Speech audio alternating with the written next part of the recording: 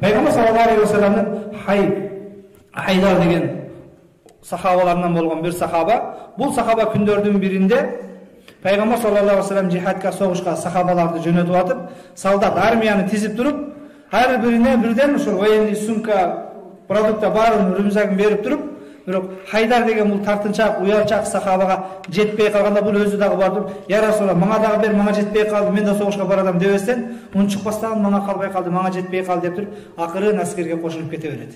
Бул Хайдар ошентип жолго азык албастан чыгат. Жолдо баратып, "Субханаллах, алхамдулилlah, ла илаха иллаллах, Аллаху акбар, субханаллах ва бихамдихи, субханаллахул азим. Аллахым, сен арусун, сен улуксун, сен жалгызсың, ибадатка сен гана татыктуусуң" деп Аллахны эстеп, зикир кылып баратып, "Ни'маз-заду зикрук я Рабб. О Раббим, сени зикир кылуу кандай жакшы азык. Сени зикир кылгандан дагы жакшы продуктта тамак жок. Сени зикир кылып мен кандай курсагым тоюп жакшы кетип атам" дейт. Жараткан Аллах Таала Жебреил периштеге буйрук берип, "Я Жебреил, Мухаммадка баргын. Мухаммадка менден салам айткын.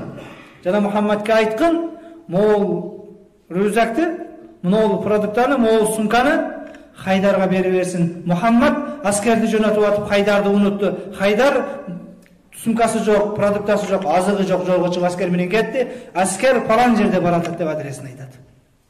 Жебреил периште пайгамбарыбызга келип туруп, "Я Мухаммад, Аллах Таала сага салам айтты. Аскерди жөнөтүп атып Хайдарга сумка бербей калыпсың, муну Хайдарга алып берип бердисиң" деди. Пайгамбар саллаллаху алейхи ва саллам Аллах Таала Хайдарга продукты жетпей калгандыгын билип, Хайдарга 7 кабат асмандан жөнөттү. Хайдар кантип муну Аллах Таалага билдирди десе, Жебреил периште айтат, "О Мухаммад, Хайдардын оозунан чыккан сөз асман жердин ортосун нурдантып кетип атат" дейт. "Субханаллах, алхамдулилlah, ла илаха иллаллах, Аллаху акбар. Ни'маз-заду зикрук я Рабб. О Раббим, сени зикир кылуу, сени эстөө кандай жакшы азык" деп Аллахны эстегендиге шүгүр кылып баратат. Ошондон анын оозунан чыккан сөз асман жердин ортосун нурга толтурду дейт.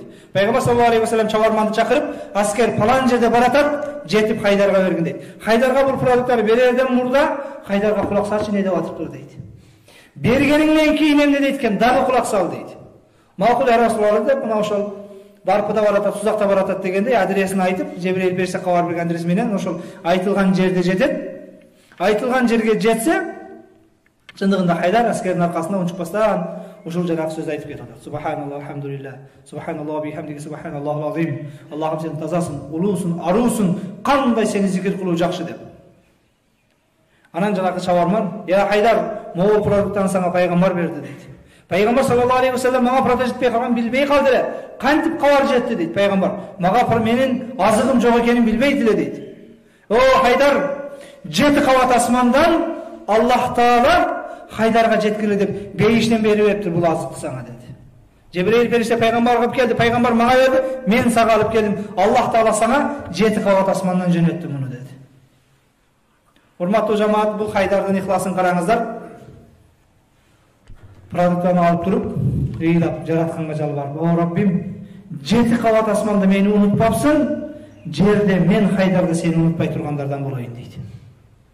Ал Хайдар өз Аллахны унутпастан зикир кылып бараткан сахаба, Аллах 7 кабат асмандан азык бере берсе, сыймыктанып, бүгүн биз огонда шефтен келди деп, "Паланчанын досумун, паланчанын аяшуулумун" деп, өзгөчө акыркы күндөрү бир аз чоңураак бир кызматка барып калса, башка барып калса, ошонун мансабынан башкасынан пайдаланып, канча маашыр барып, көчөдө встречный менен машина айдап калабыз.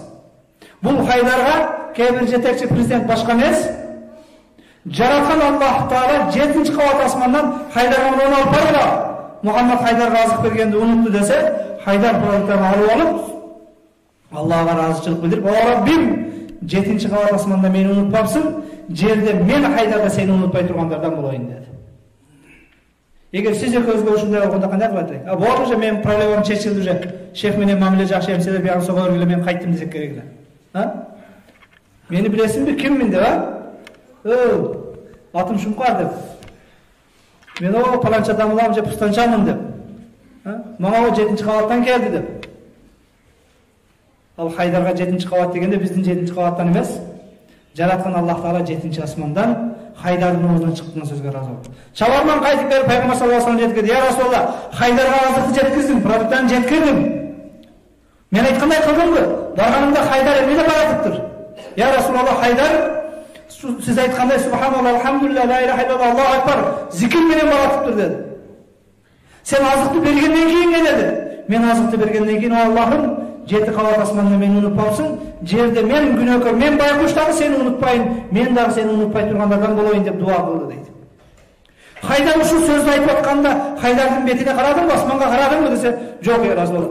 Жер ачылбады, мен кирип кетпедим. Уялганымдан көзүмдү ылдый кылып карабадым десе, пайгамбар саллаллаху алейхи вассалам бизче айтканда, иштеп көрүпсүн дейт.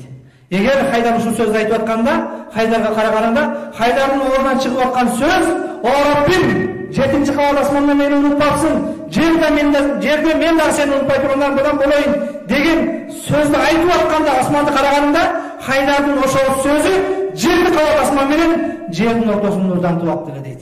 Иштеп көрүп көрбөй калыпсың да дейт. Хайдардын оозунан чыккан сөзгө ыраазы болуп, жараткан Аллах Таала асман жердин ортосун нурдантып жиберди дейт. Урматтуу жамаат, бул мына ошол сахабанын Кудай менен болгон мамилесинин бекемдиги, ихластуулугу. Жараткан Аллах Таала "Фазкуруни азкуркум", мени эстесеңер эстеймин дейт. Аллах эстеген учурда көп кетпегени, кутуруп кетпегени. Мына ошол кичипейилдүүлүк менен дагы да ибадатта бекем болгондогусу.